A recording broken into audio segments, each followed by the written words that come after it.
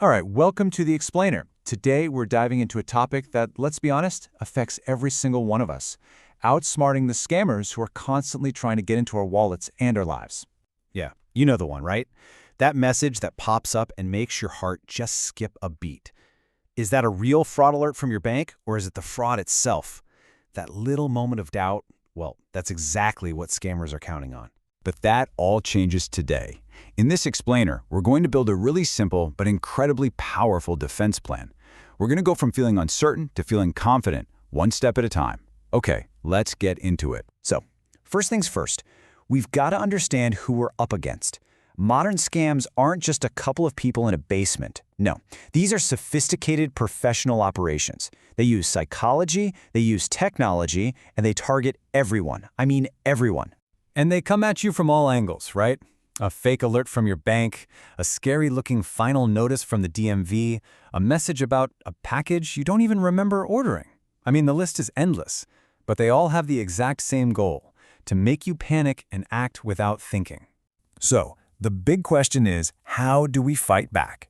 Well, it starts right up here, in your head. Your first, and honestly, your most powerful shield isn't some fancy app or service, it's just having the right mindset. This right here, this is the absolute key. If you forget everything else from this explainer, please remember this. Scammers need you to feel rushed or scared. Your best defense is to just pause, take a breath, and think for a second. If something feels off, you've got to trust your gut. It probably is. This really lays it all out, doesn't it? It's like a tug of war. The scammer is pulling on you with urgency and fear, trying to get you to act on impulse. Your job is to pull back in the opposite direction. Pause, verify, and confirm. You stay in control, not them. Okay, so we've got the mindset locked in. Now, let's build on that with some real, concrete tactics. These are the practical, everyday rules you can start using right away to protect yourself. All right, let's kick things off with the do's. The single most important one on this list is to verify independently. If your bank texts you about a problem, do not call the number in the text. Find the official number on the back of your card and call that one. And please, talk about this stuff with your friends and family. The more we talk about scams, the less power they have. And now for the big don'ts. Treat these as unbreakable laws. Seriously. And just remember this. Legitimate companies, and especially the government, will never, ever ask you to pay a fine with a Target gift card. They're never going to ask for remote access to your computer. If you see these things, it's 100% a scam. No question. Here's a perfect real-world example of that don't-click rule in action. You get that scary DMV text, your gut reaction is to click the link to fix the problem immediately. Instead, what do? You pause. You open a new browser window, you type in the official DMV website yourself, and you check there. And just like that, you've completely dodged the trap. Okay, so those are our daily defenses.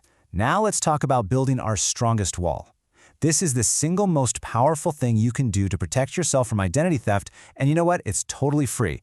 I'm talking about a credit freeze. So what is it exactly? Well, it's a tool that basically puts a lock on your credit file. If a scammer gets all your personal info and tries to open a new credit card or get a loan in your name, guess what? They get blocked. It's like putting a giant deadbolt on your financial identity. And here is exactly how you do it. It's not complicated, I promise. You just have to contact all three of the major credit bureaus, Experian, Equifax, and TransUnion.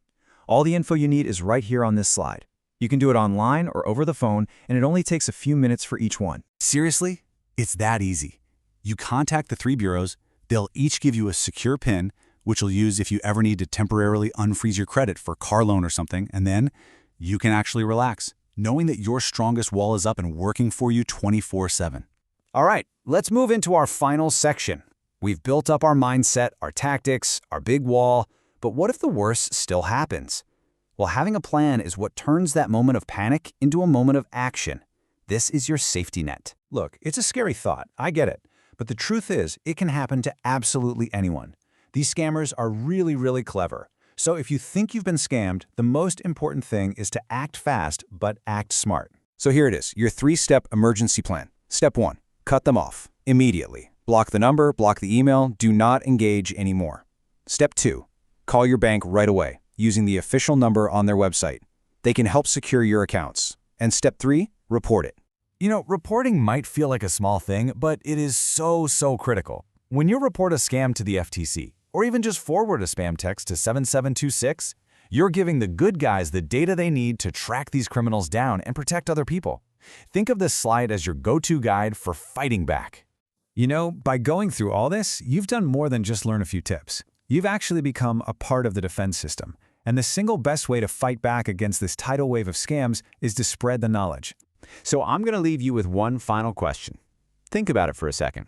A parent, a friend, a neighbor, who is the very first person you're going to protect with what you've just learned?